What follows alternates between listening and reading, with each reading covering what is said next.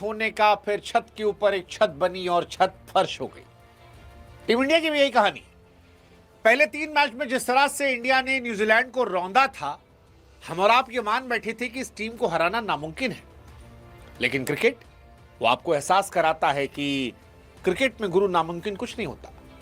India भी ऐसा नहीं कि अनडिफिटेबल है, हारेगी अगर बेहतर नहीं खेलेगी। वर्ल्ड कप से पहले वैसे इंडिया की हार जरूरी थी, क्योंकि इंडिया को भी समझ में आ गया कि उसके कौन से बॉक्सेस कमजोर हैं, कौन से मजबूत हैं।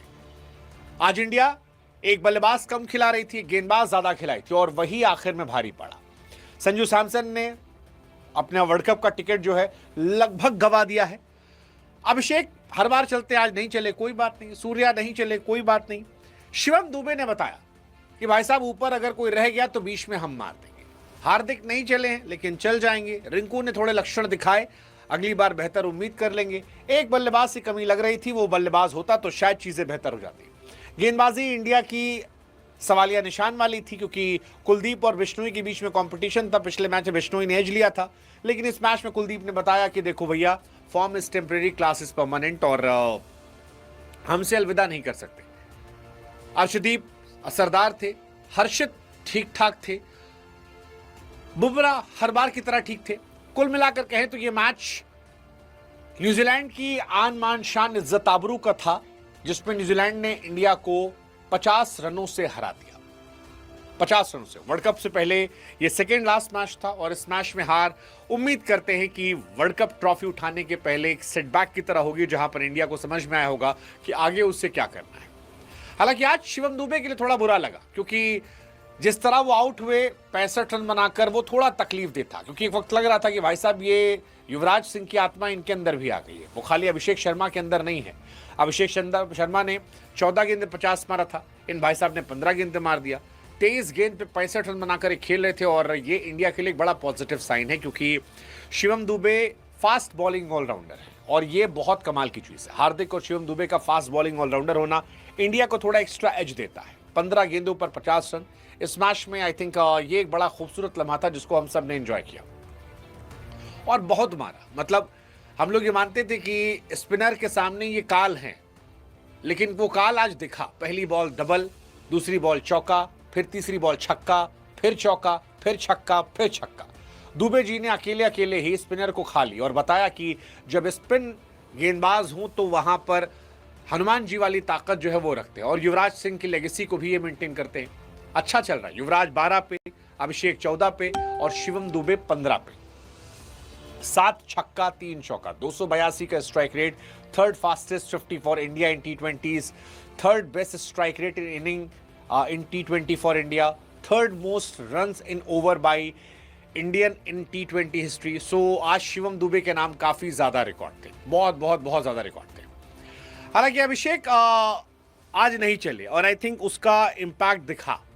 अगर ऊपर से अभिषेक शर्मा नहीं चलते हैं, सूर्या आउट हो जाते हैं, और ईशान किशन नहीं है, जो पिछले 3 मैच में आपकी जीत के सूत्रधार थे, तो आपकी बैटिंग थोड़ी हिलती तो है साहब। ये आपको समझ में आज फिर आ गया कि आपकी ताकत जो है वो ऊपर के 3 में है।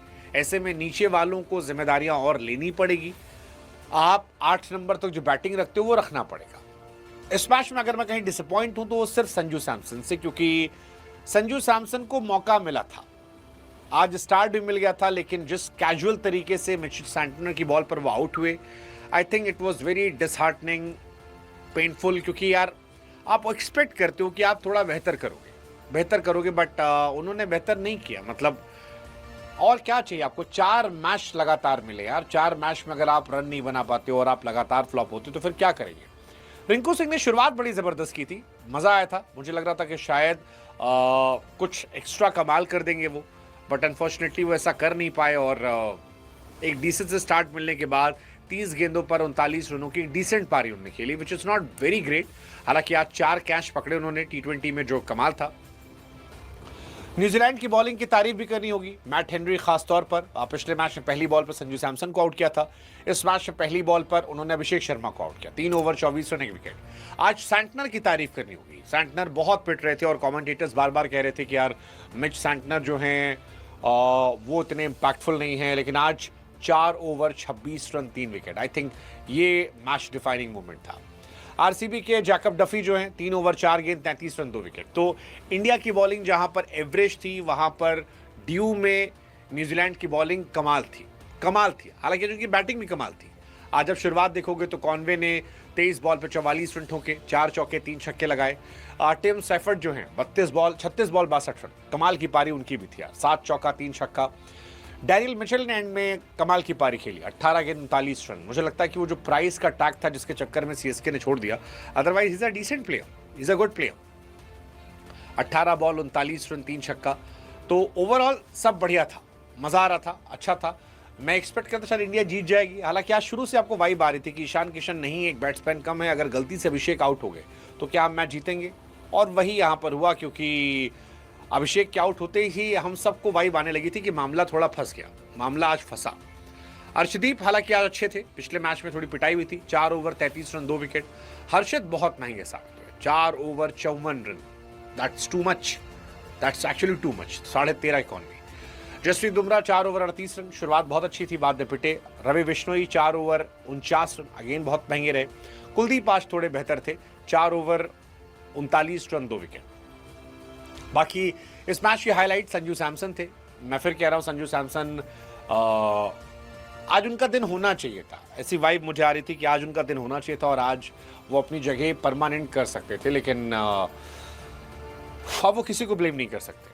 अब ईशान किशन ही जो है वो पहले वर्ल्ड कप के मैच में खेलते नजर आएंगे। मैं लिख के कह रहा हूं वही खेलेंगे और संजू सैमसन ये डिजर्व करते हैं। संजू सैमसन के आखिरी 15 T20 मैचेस अगर आप देखोगे, 8, 12, 18, 0, 28, 14, 8, फिर एक मैच में 47 से बाकी 24, 11, 24, 0, 20, 0, 24। कमाल है यार, मतलब पिछले 4 मैचेस में संजू सैमसन 40 रन बनाए हैं। वर्ल्ड कप के पहले अगर ये आपकी परफॉर्मेंस है तो फिर आप किसी और को क्यों ब्लेम करोगे? Very disappointing, very disappointing. मतलब इससे ना क्या आप करोगे? पहले मैच में 7 बॉल 10 रन, सेकेंड मैच में 5 बॉल 6 रन, पहली बॉल पर आउट, 15 बॉल 24। अगर आप 15 मैच T20 खेलने के बाद 17 का एवरेज रखते हो और 129 का स्ट्राइक रेट, तो आप खत्म हो। हम जिस शुभमन गिल को सुना रहे थे आपके लिए, वो आपसे बहुत बेहतर थे। 15 मैच 291 रन, 24 का एवरेज था उनका, 137 का। अगर वो खराब थे तो आप तो एकदम खत्म हो। और ये 15 मैच के हम स्टार्ट पे कह रहे हैं। जायसवाल को देखो, 15 मैच 491 रन थे, 35 का एवरेज, 165 का स्ट्राइक रेट था। So it's very disheartening. Sanju Samson, I think he don't deserve playing 11 में। और ठीक है, all the best to Ishan Kishan. Let's just hope कि उनकी जो इंजरी है वो ठीक हो जाए और वो आए। मतलब ये देखा जाए, 32 बॉल 76, 13 बॉल 28, कुछ स्टेटमेंट बोल्ड उन्होंने दिए हैं। So Ishan Kishan, I am hoping कि वो आएंगे और वो फर्स्ट चॉइस विकेट कीपर बनकर खेलेंगे इंडिया के लिए। संजू सैमसन बाहर बैठेंगे। पिछली बार एक लेफ्ट हैंडर ऋषभ पंत की वजह से बाहर बैठे थे, ये इस बार अपनी वजह से। बट संजू सैमसन अपने कर्मों से बाहर, कर्मों से बाहर, और इसके लिए वो किसी और को जिम्मेदार नहीं ठहरा सकते। उन्हें मोर देन इनफ चांसेस दिए गए, मोर देन इनफ। और इतने चांसेस के बाद अगर आप नहीं चल रहे हो, यू डिजर्व कि आप बाहर हो। Seriously you deserve. इतना बड़ी अपॉर्चुनिटी यार, वर्ल्ड कप 2026। कहा एक सवाल इसमें हो सकता है कि अय्यर को नहीं खिलाया गया, बट आई थिंक अय्यर को ना खिलाने का लॉजिक एक है कि जब तिलक वर्मा की वापसी होनी है तो श्रेयस अय्यर को खिलाएंगे। फिर वो चल गए तो भी दिक्कत है, नहीं चले तो कोई मतलब नहीं, बट चल गए अगर वो, तो फिर तिलक वर्मा को क्या बोल के वापस करोगे? टीम तो सिलेक्ट हो ही चुकी है, तिलक आ ही जाएंगे। सो आई थिंक संजू को एक मैच और दे देंगे वो, बट कोई मतलब नहीं इसका।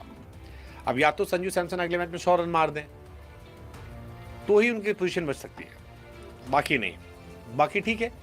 आई थिंक इंडिया ने बहुत सारे एक्सपेरिमेंट किए इस मैच में, जो T20 वर्ल्ड कप से पहले किया गया।